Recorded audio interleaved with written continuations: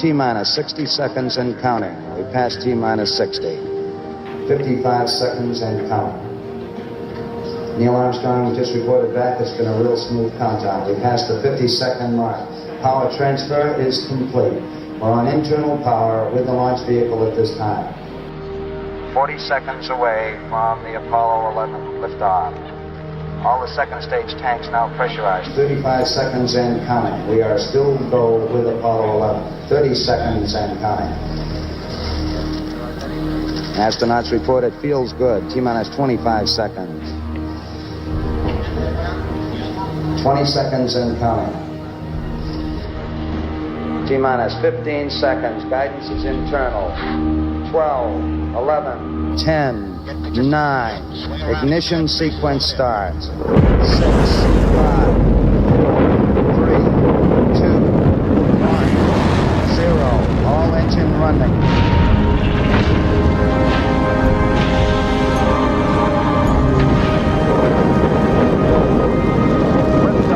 We have a liftoff, 32 minutes past the hour. Liftoff on Apollo 11.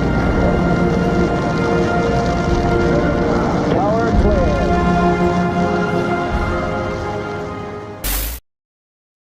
Hello and welcome to the Bullpen. I know what you're thinking. Where's Tom? Tom is at the Dynamo game tonight, and so he will not be here. Potentially other people, I have feelers out to show up, but it was very last minute that I thought of it. Tom did give me a lot of notice, so that's kind of on me. But we're here. We're here live to talk about the Texans in the very middle of the offseason. Not too much going on, but hey, let's break the ice with this one. J.J. Watt had another kid, and guess what day Nico was born? June 14th of this year. Now, June 14th, that's a pretty important day. It's Flag Day. It's my birthday. So I feel like Nico Watt is destined for greatness. I mean, I'm going to go ahead and list him as 1 minute. Let me count out the years. It'd be, he'd probably come out of college a little early, so we'll go with 21. So, the 2046 draft, I think he's first overall. So don't quote me on that, but do quote me on that maybe. I don't know. But I think Instagram chat's pretty live. Training camp's going to be lit. Yeah, I agree. Space City jerseys. Are the Astros wearing them right now? I've been following the game on my phone. I hadn't had a chance to tune in. If you're talking about, so that's we'll start with that. There's not a lot to talk about, but the Rivals jerseys, I've seen a lot of talk about what those could potentially be. Ruben and Harley have been pushing the discussion around maybe a purple look. The Dynamo had purple jerseys at one point. It's not something that a lot of Houston teams have played on, but that, the Screwtown culture kind of thing going on, DJ Screw kind of stuff, is something that could definitely be played on with slap culture and stuff. Before that, I mean, and I know we've seen other teams do Space City jerseys like the Astros have and the Rockets, but I would personally like to see maybe something that is plays on Space City for the Texans, as much as they are not a space theme named team. I mean, looking back at the poll for the names for the Texans initially, with the Apollos being one of the names, that was one that I really liked.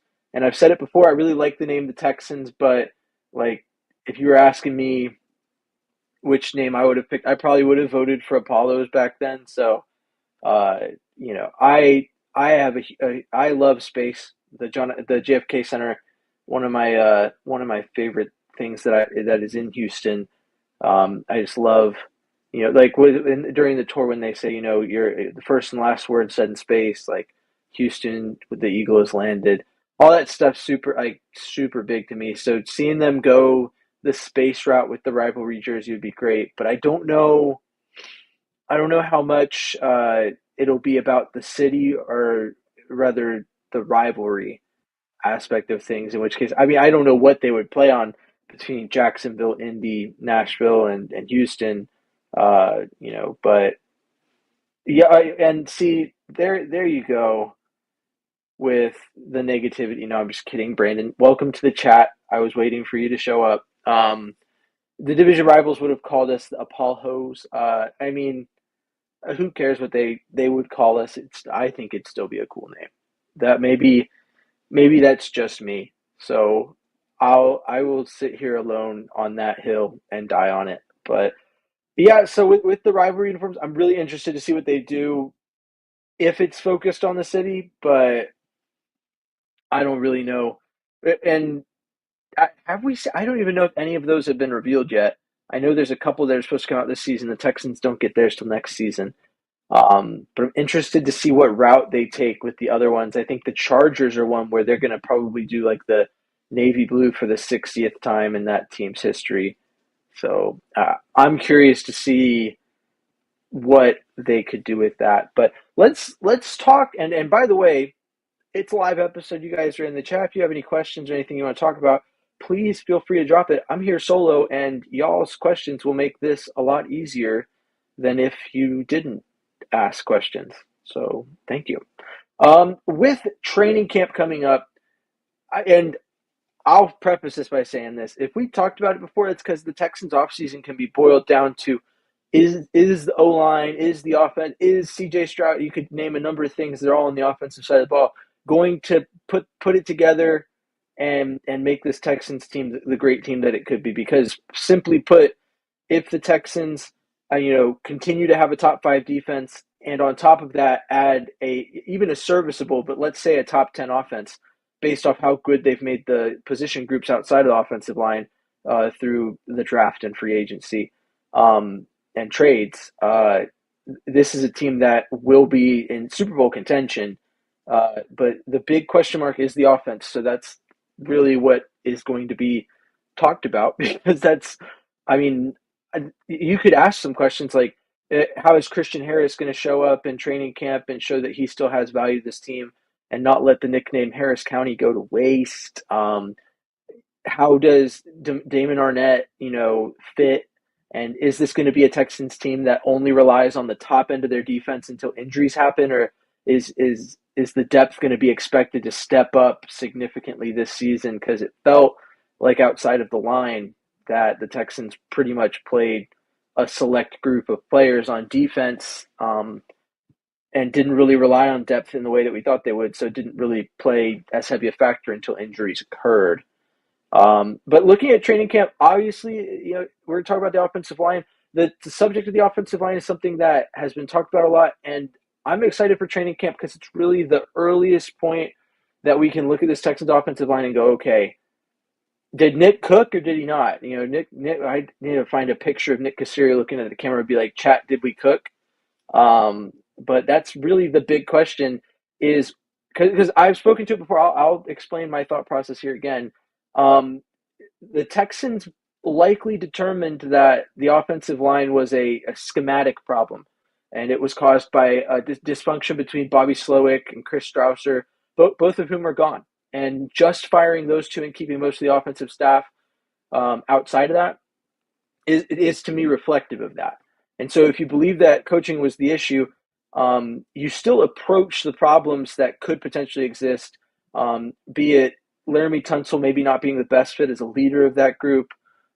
Maybe there's a talent deficiency in that group, so you move on from guys like Shaq Mason and Kenyon Green. But then you approach it the same way.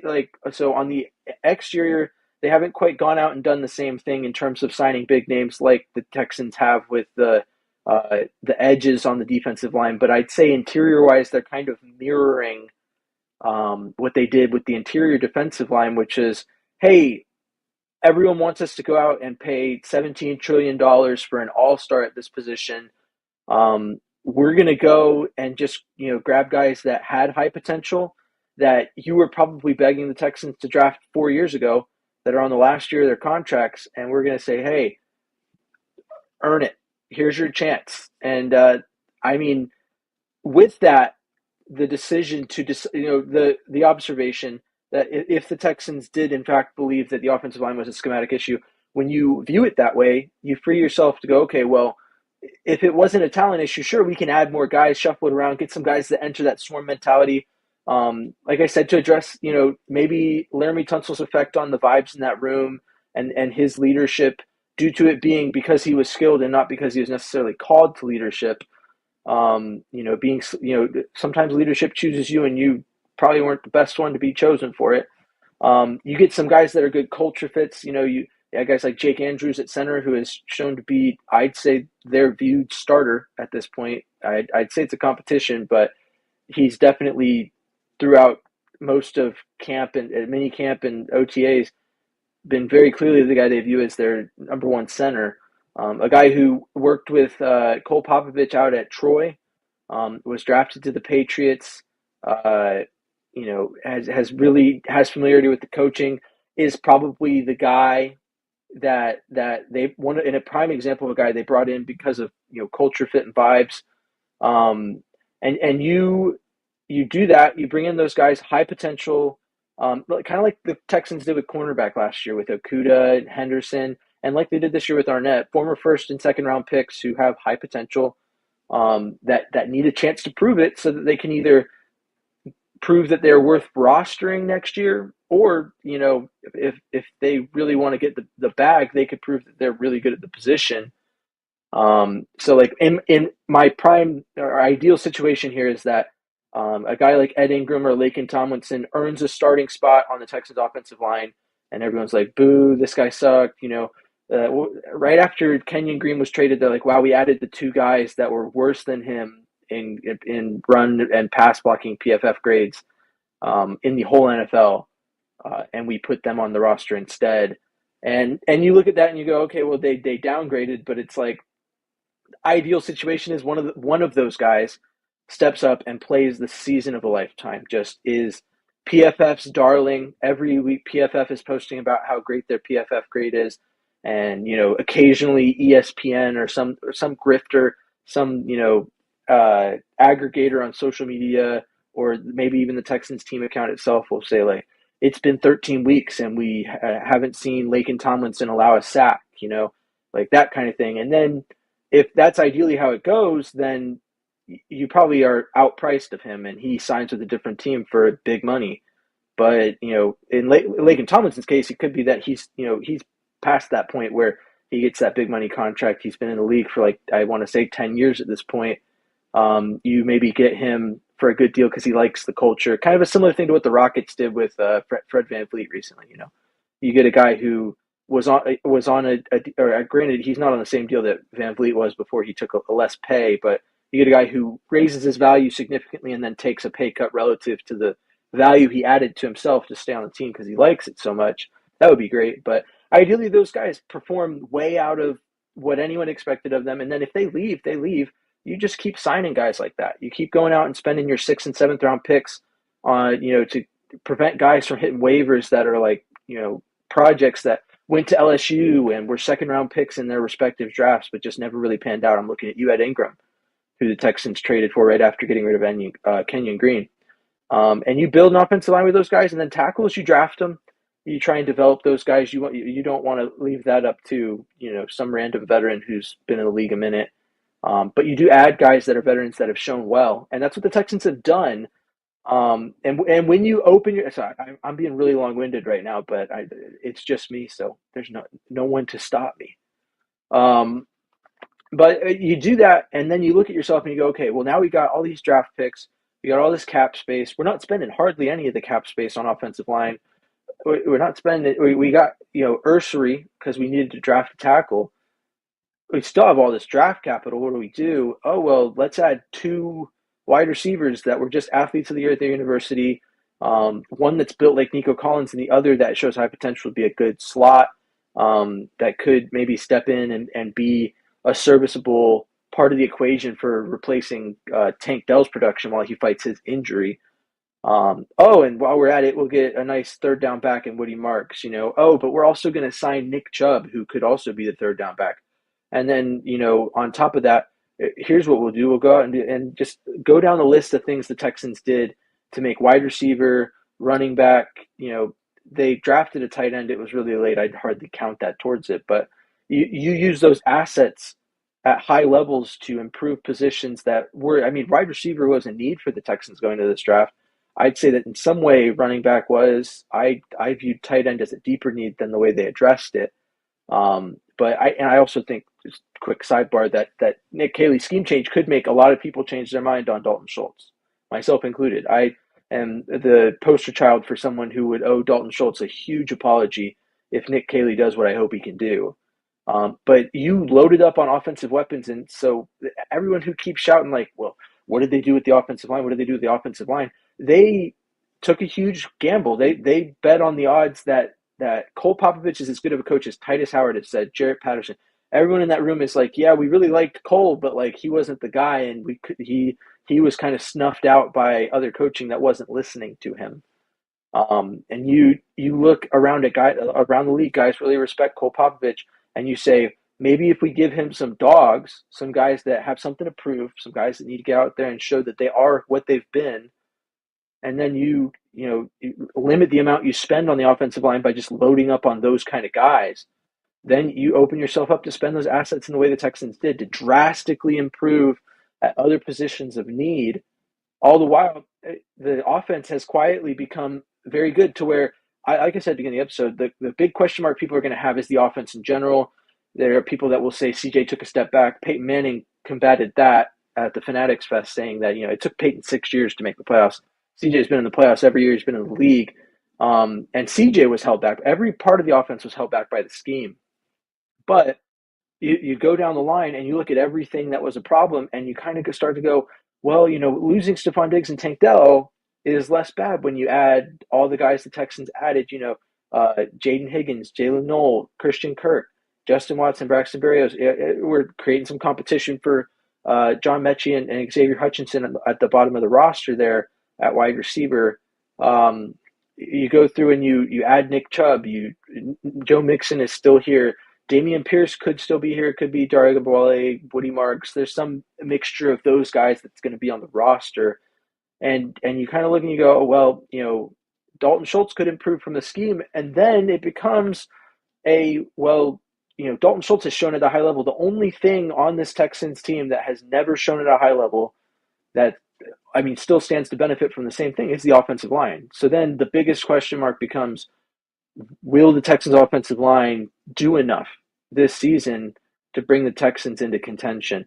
Because as much as you hate to see it, all these tier lists where it's like Super Bowl contender, excellent team, playoff team, one and done, and the Texans are constantly putting that one and done, good team, playoff team, that's generally where they're ranking the Texans. And that's because no one knows how this offensive line is going to pan out. Like I have a pretty good idea based off OTAs what the Texans think is going to be the starting offensive line. You got, Cam Robinson, Titus Howard, Laken Tomlinson, Jake Andrews, and Blake Fisher. But Ursery probably has some way of cracking into that, and I would expect by the end of the season that he's starting in some way. I think he could take Cam Robinson's spot. But we have some idea, but we don't know what we're going to get from this offensive line. We don't know if the scheme changes enough to overcome. If the Texans took a risk here, is a huge gamble, understanding that this is the last season that CJ cannot be extended. Like there's no negotiating with him. Nothing is going to happen this offseason. He will play on his rookie contract this season. There's literally no way to negotiate an extension. It's not in that window yet. But next offseason starts the window where CJ Stroud's contract becomes a huge topic of discussion. It becomes so incredibly important what the Texans are going to do with that. And so you really bet the house on can we do it? Because I'll tell you this, if it comes through, and coming through is not, oh, wow, this offensive line is excellent and CJ Stroud is always on his feet. It is, wow, more times than not, or at least half the time CJ has a pocket. And the times that it does break down, it's not really that bad. Or you could maybe even say that maybe CJ is seeing ghosts and is putting himself in more harm. And as he adjusts to this offensive line, he'll do better. But I would say a middle run of the mill offensive line is a massive improvement over what the Texans had last year.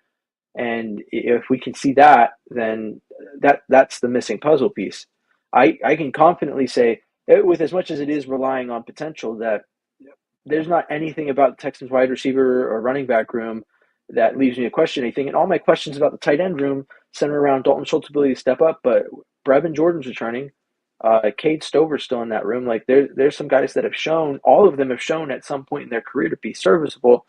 I'm not super concerned, especially since we're probably not going to see the tight ends used to block George Karlaftis off the edge several plays a game. Um, Interesting decision there, Bobby.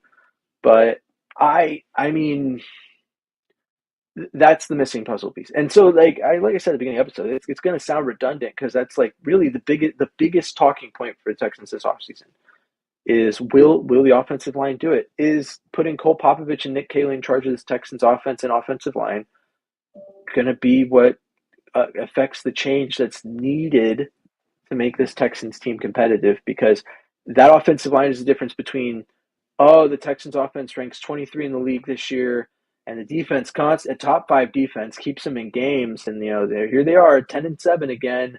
They'll go into the play. It's the AFC South. They won the AFC South, so they're in the playoffs again. And now look, here comes a team we don't think they can beat because they didn't show up this season.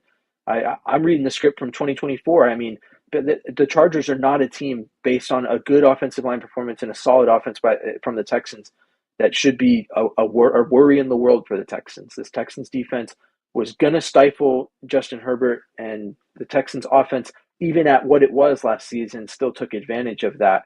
But it would have been a bloodbath if this Texans offensive line was where it needed to be, and the scheme was more conducive to what CJ and this whole offense needed.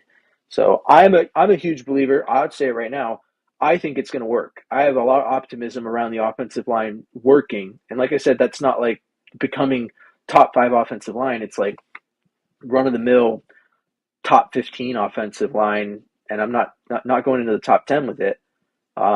Just from coaching alone, then you can go in and into the draft and you can work on Nick Caserio's ability to draft guards and interior offensive linemen over time because now you've cracked the code of what is needed. Because there's a point where you've added so much talent to the roster that in the draft you're like, okay, well, we don't really have like huge needs anywhere, but there's some nice to haves. So then Caserio can take some swings on guys that show potential, but if they don't work out, they don't work out. Look at the 49ers. They had that huge run. I think they're kind of coming to the end of it, but there was a stretch of 4 years where they did not make but like maybe 1 or 2 good draft picks at all. And that's why they're at the end of their run. So I'm not hoping the Texans do that. But if Caserio has the opportunity to whiff on something like that, I hope he swings for the stars because if he misses, it'll be next year. I hope that that's not the case. But anyway, I'm getting ahead of myself. I'm rambling now. Let's get into the comments. I'm interested in hearing about Nick Caley helping McVay implement the gap scheme in LA and how that experience, if it exists, applies here. I will say that I'd more be interested, as much interesting that as that is, from what I heard, Cole Popovich, was in charge of the run game last season, and when given the opportunity to kind of take the reins a little bit, push the gap scheme. The Texans' use of the gap scheme later in the season and into the playoffs increased drastically, and it drastically improved the Texans' run game. It was one of the only bright spots on the team, and it became particularly important that they could rely on it. So I think that combined with Cole Popovich and Nick Caley understanding that he can rely on his team and that there's going to be communication between the staff to implement what's best for the team instead of I'm Bobby Slowick and I know what's best, so you will do what I say or don't do anything at all, which is what it kind of sounds like happened at the end of the season in Houston last year. I'm hopeful that there will be positive change. Do I and I hope they cover more about that. I mean, the most we're gonna get, like that Jarrett Patterson interview with Mark Vandermeer and the Texans media guys, shed a lot of light on like his feelings about how the team was run and like who did what. But I don't know if we're ever gonna get Nick Caley just outright coming out and saying like, "Oh yeah, this is the scheme we run, and here let me explain it in detail. Here, other NFL teams, are you taking notes because I'm going to go into really great detail." But I mean, I've been shocked by other things that the Texans have done recently, so maybe that's in the cards.